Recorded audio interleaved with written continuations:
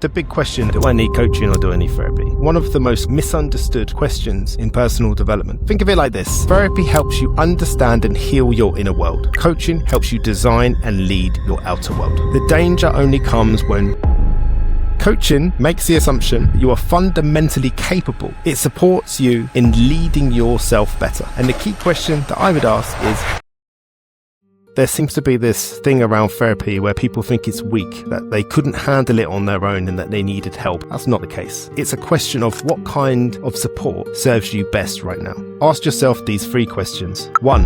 Am I emotionally safe and regulated most days? 2. Am I looking to understand my past or build my future? 3. It seems as if there's a closing of the loop required for you, the listeners, watchers, and that is the death of my father. I've been getting a lot of messages via social media, through the podcast, asking how I am, asking how I'm navigating this complex grief, considering all the things that my father did to me and the people I love as a child. And I want to say that I'm at peace, and this is why. Because 2 weeks ago, I scattered my father's ashes. I went back to Hertfordshire and we all stayed in a house together as a family, and we had we called it memorial drinks, and that was lovely. Some neighbours come out the woodwork, some old friends. It was really, really nice, and I really, really enjoyed listening to their stories, having conversations with them, catching up with them. They're people I haven't seen since I was a kid. So to those that came, I'm so grateful. I really, really am. It really did mean the world to me and all of the family. So thank you for that. That was fantastic. And some of you travel from quite far away, so really appreciate it. But then there was the scattering of the ashes. And before I tell you how that went, I want to tell you about something that I've recently discovered about myself. Do you know, not even that's right. It's not something I've recently discovered. It's something that I've known, but I don't think I've ever really dared look at. And it's through therapy, through EMDR specifically, that I've been able to identify this as something that I need to place a focus on. Because today, in today's episode, I'm going to be talking about the big question that I hear people ask a lot, which is, do I need coaching or do I need therapy? And I'm going to get to that because I thought I'd use this sort of real-time example. And that is that a couple of weekends back, I felt a bit uncomfortable. Like I'm not one that really discloses a lot of personal information, but I ended up in A&E. I was getting heart palpitations for some time, a couple of weeks since my father's passing. And that ended up with me getting chest pains, some tingling feeling in my fingers. And on one Friday, it ramped up. It became something that I couldn't ignore anymore or explain away through, exercise or tiredness or stress or whatever. And I took my blood pressure. And my blood pressure was very, very high. 164 over 106 to be specific. That sort of sent me into a little bit of a concerning thought pattern, to which I then rang 111. They told me I was having a cardiac event. Which did nothing to calm me down, I'm not going to lie. They did tell me that I wasn't having a heart attack, which is good. Anyway, I ended up in A&E. They did a whole bunch of tests. They were amazing there. And I sat down with the doctor. And he said to me, everything seems okay. Do you have any stress going on in your life? And aside from the passing of my father, there had been a lot of stress, actually, more than I probably was able to acknowledge. Some of it's a bit personal, but one of them in particular was that our dog nearly died. And not only was that distressing in itself, but seeing the responses of my wife and my kids and being the one that tries to create stability in the household, that became really, really hard for me. Really, really hard for me. That coupled with a couple of other personal things and business things, the stress was mounting up. I've always had this ability to outwardly not show stress, just sort of crack on. I'm not someone that really bitches and moans and complains. I tend to, right or wrong, deal with a lot of things on my own. And this is where therapy comes in. Because what I've come to realize is that when I was a kid, I wasn't allowed to have emotions. But having the right emotional response to things was what created safety. So what I did instead was I observed other people's emotions. And I learned to mimic emotions. I learned to perform emotions for the sake of other people and for the sake of what I believed was my own safety. I became so good at that over time, I'd worked out certain cues within human beings and knew which emotion to perform that was appropriate in that moment. It's also what's made me so good at my job. I am probably at this point an expert at identifying the emotions that people are experiencing and helping them translate them into things that seem actionable, tangible, and helpful to their life so that they can move forward. Because in the end, emotions are messages. The problem is because I formed that relationship early on in my life, that I never actually learned how to experience emotions, not in the way in which normal people would. My emotions were always very performative. It's not to say that it wasn't real, I just wasn't feeling them. So we fast forward all the way to my father passing away, and I felt fine. I felt okay. I recognized all of the sadness of it and the shames of it all, and I'd intellectualized how I felt, but I wasn't allowing myself to feel it.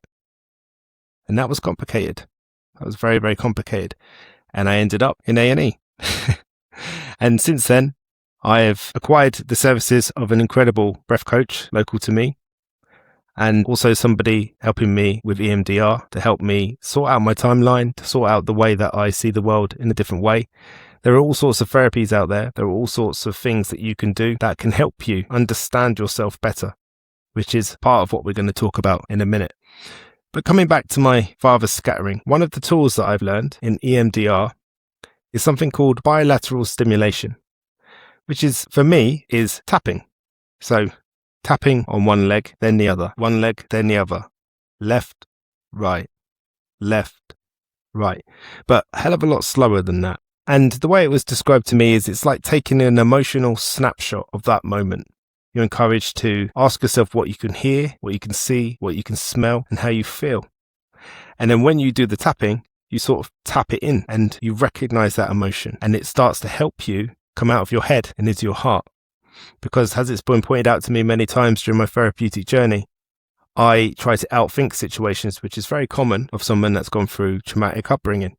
I'm always hypervigilant, always looking out for cues and signs and ways to outthink the situation so that I can feel safe and I can protect others. But what that's meant is that I've never been very good at understanding how I actually feel and all of the human responses that most people take as a normal cue. Ironically, I see it so clearly in other people, but I seem to ignore it within myself, or at least not recognize it. So we get to my father's scattering of ashes. It was a very, very deeply personal, very private, very layered affair, and everyone was having really challenging emotions. And I did my usual bit where I was trying to be there for as much as I could be for others.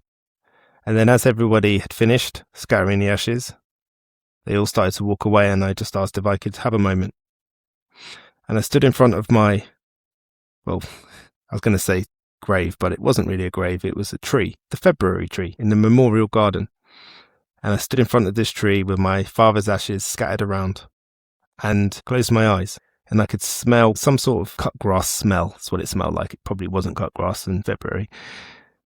I could hear a wind chime in the background, and I was looking at this memorial tree, this February tree. I closed my eyes and I started tapping. I tapped 20 times, 10 times on each leg, and then I opened my eyes. I said a few words that came straight from the heart, and I walked away. That memory is so cemented within me, and it's a real feeling of peace. And the reason I share this today is because very often we ask ourselves, do we need coaching or do we need therapy? And when it comes to therapy, there are lots of different types of therapy, as I've just discussed, EMDR, which I'm looking to get somebody on this podcast to talk about it, because I am experiencing some very interesting things at the moment. And I'd like to understand that better. And I think it'd be something for you guys to look forward to in the future.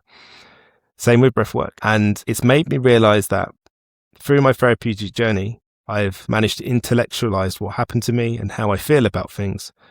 But I've never somatically, in the body, ever recognized the heart flutters, the sense of numbness within me, the headaches, the tensions, all of these body keeps the score type things, the digestive issues, the lack of sleep, the tension of the jaw, all of these things that are emotional signs that something isn't quite as it should be within your body.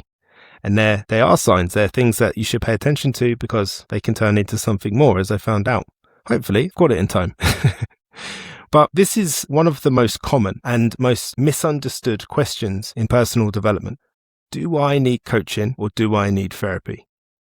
And today, I'm going to do my best to give you what I believe is a good answer to that question.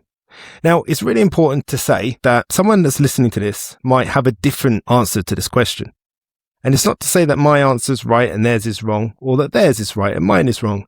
This is just my interpretation, and I believe I've worked quite hard to make sure that this information stays as safe as possible, because I'm not trying to diagnose anybody or even really give you a diagnostic tool, just some information that might hit in the right place and help you make a decision about whether or not you need therapy or coaching. What I find is the self-talk that usually goes on usually sounds something like, I don't think it's that bad. I don't think I'm that bad. Other people have it way worse than me.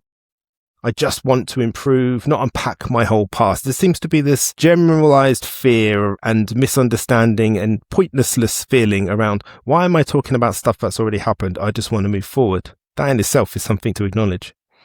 So let's start here. This is not a question of weakness. That's the first thing to understand. There seems to be this thing around therapy where people think it's weak, that they couldn't handle it on their own and that they needed help, and that in some way makes them weak. That's not the case. Because it's a question of what kind of support serves you best right now. That's what this is. It's support. Nobody, whether it's therapy or whether it's coaching, is going to tell you what you should do. Nobody knows what you should do better than you. You're the only person in this world to spend every waking moment with yourself. You know yourself better than you allow yourself to believe. Now, that doesn't mean that sometimes you won't kid yourself. We all do that, including myself. But you do know yourself, and that's why it's so important to have somebody else there, a witness, if you will, to your thought processes, to the things that you're saying, because you might find that you say something one moment and then say the complete opposite the next. That would be something worth clarifying. Which one of those statements is true, for example? So today, I want to help you ask this clearly, without shame, without labels or confusion, and without turning into a personality test, because that's not what this is. Because coaching and therapy are different tools. Neither is better or worse, they're just different tools. And using the wrong one at the wrong time can slow your growth. Firstly, I think I'd like to do my best to remove the stigma that still sort of sticks to therapy, coaching, whatever modality you want to go with. Many people delay getting help because they believe therapy means something is wrong with them. Coaching is only for high performers, or they should be able to figure it out on their own. I know this to be true because I've thought all of those things, but let me tell you something. None of that is true. I see that as a fact, not just a belief. I see that as a fact. If you need therapy, that doesn't mean something is wrong with you. That means that you need some support to understand a situation or yourself within a situation or just yourself in general. Coaching isn't just for high performers, because there are people that have what they might consider a very normal job and a very normal life, but yet they're struggling with the balance and the management of it all, and they might need a few tools to help them with that, or they need to figure it out on their own. If I'm completely honest with you, I've never seen anybody successfully navigate life on their own. It's not to say that someone hasn't, I'm just saying I've never met them. So none of that is true. Support is not a diagnosis. Support is a strategy. So just like you wouldn't use a hammer when you need a screwdriver, you don't want to use coaching when you need emotional healing, or therapy when you're ready for forward momentum. Very often I meet people that do therapy for a very long time. They get a lot from it, and then they continue to do it thinking they're going to get a lot more from it. But actually they fully understood and intellectualized and rationalized, and they just feel comfortable in some way around their past, and they want to move forward and they feel stuck. That could be the moment that therapy switches to coaching. So let's define the difference, because I think that would be helpful too. What therapy is designed for is, at its core, therapy focusing on healing, processing, and stabilizing. Therapy is usually the right choice if you feel emotionally overwhelmed or stuck. You're carrying unresolved trauma, grief, or loss. You experience anxiety, depression, panic, or emotional numbness. Your past is repeatedly disrupting your present. You struggle with emotional regulation or safety, or you feel disconnected from yourself or reality. The way that therapy can help this is it can help you understand your emotional patterns, process experiences that haven't been integrated, build emotional safety, stabilize your nervous system, and develop healthier coping mechanisms. But here's the important distinction, in my opinion. Therapy helps you understand why you feel the way you feel, and sometimes the understanding is essential before you can move forward. The key question, I believe, is best to ask yourself, or is a good question to ask yourself, is, am I trying to heal something or build something? If the answer is healing, therapy is likely the right starting point. With that said, what is coaching? See, coaching, when done ethically, is future focused and action orientated. Coaching is usually the right choice if you feel emotionally stable but mentally stuck. You want clarity, direction, or accountability. You know what you want, but you struggle to execute. You're navigating transitions, goals, or leadership challenges. You want to develop skills, habits, or confidence. Or you're asking, how do I move forward? More than, why do I feel this way? When you start coaching, you'll probably find that it helps clarify your goals and values, translate insight into action, build structure and consistency, strengthen decision-making, and taking responsibility without shame. Which is really, really important, because what we get to do in coaching is we get to observe the way a situation is, and we try our hardest to remove the judgment, to remove the shame, so that we can look at the situation as objectively as possible, so that we can start to feel empowered enough to make a decision. Because sometimes we see a situation in our life, and instead of analysing it and looking for a conclusion, solution, whichever, we start to tell ourselves why we're a failure because that situation has played out the way it has, or we have been a part of this, or we are that, or we are awful, we're always doing this, blah, blah, blah. And before you know it, you spend more energy and time destroying yourself than building something that you want, which is really, really easy to do, by the way. So coaching, right or wrong, makes the assumption that you are fundamentally capable, not broken. It's not that you're broken and that you need fixing so that you can get on with life. It's that you're fully capable already at all times. You're not broken and you do not need fixing. It supports you in leading yourself better. And the key question that I would ask is, do I need insight and healing, or do I need clarity and execution? If it's execution, coaching might be the right approach. Something that is also worth considering when coaching is not appropriate, because this matters. Because, how do I say this? I'm not somebody that likes to speak ill of people, and I'm not going to. But what I'm saying is I'd be being dishonest in some way if I didn't recognize that there are people out there who have coaching certificates that are playing therapist. That is what's happening in the world, unfortunately. And that could be really dangerous, because coaching is not a substitute for therapy. The red flags that suggest therapy should come first are: you feel unsafe emotionally, you dissociate, shut down, or feel numb, you're reliving your past trauma, you're using productivity to avoid emotional pain, and you want coaching to fix emotional suffering really, really quickly. So using coaching to bypass healing often leads to burnout, shame cycles, self-criticism, and emotional collapse later on. Now, this isn't failure, it's misalignment. Because here's the thing, I'm not trying to tell you, oh, listen, you're doing it really, really wrong because you're doing coaching instead of therapy, or therapy instead of coaching. That's not what I'm saying. I'm getting you to recognize, perhaps, or even that you're stuck in a situation where you know you need to do something, but you don't know what it is, and trying to make that decision without any information is becoming overwhelming. Hence, this information. So it isn't failure, it's misalignment. Sometimes the most powerful self-leadership move is saying, I need support to stabilize before I optimize. Can you do both? Do you know what? Yes. And for so many people that I've met, this is actually an ideal situation. Obviously, there's cost implications to that, but if you can, absolutely. Therapy and coaching very often work in perfect harmony together. Now, there are many times when somebody probably needs a bit more extensive therapy first, because some of the things that you're working towards might be quite triggering, and it'd be better to understand that first. I'm really fortunate. I've got both coaching training and therapy training. So I'm able to use what I see as a toolbox and able to help people in the areas in which they're in. Because sometimes as you move through that coaching journey and you start to get to the thing and you start to move out your comfort zone, it gets a bit scary and things get triggered within you, and that needs dealing with, or at least looking at and becoming aware of. So therapy and coaching can work together when each stay in their lane. And that's really important. I know where my remit is. That's why I do chemistry courses on multiple occasions now. Said to people, listen, I think you would do well from seeing a therapist first. I think the ideas that you've got, the things that you want in the future are more than entirely possible. But that situation that you've explained to me and the way that you've explained it to me and the things that you've said have indicated to me that perhaps that needs a little bit more looking at. A little bit more processing and a little bit more understanding. And what I've been really fortunate to have in my career is I've met so many different people I respect within the therapy industry and the coaching industry, and I'm more than happy to signpost. I don't gatekeep, ever. So each staying in their lane, there's transparency. So that doesn't necessarily mean that your coach and your therapist need to communicate between each other, But what it might mean is that you need to be transparent to your therapist and your coach about each other and what you're working on if you feel it's relevant. Because sometimes you could be wanting to do something in coaching that in therapy you're not ready for yet. And that could be quite disruptive. And here, to me, is the most important element of this.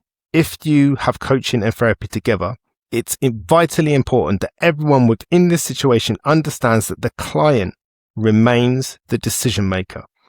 So think of it like this. Therapy helps you understand and heal your inner world. Coaching helps you design and lead your outer world. The danger only comes when one tries to replace the other. So a simple self-check. Ask yourself these 3 questions. 1. Am I emotionally safe and regulated most days? 2. Am I looking to understand my past or build my future? 3. Do I want space to process or structure to progress? Your answers will guide you. Notice I say your answers will guide you, because that's what's important here. You are in charge of your life. And quite often, both in therapy and coaching, one similarity they share is you recognizing how empowered you are in your life, how much control you can take of your life, how much you can lead your life. Yes, other people's scenarios will come out of the woodwork and things will happen in life that are out of their control. But we most certainly have more control over our lives than we lead ourselves to believe.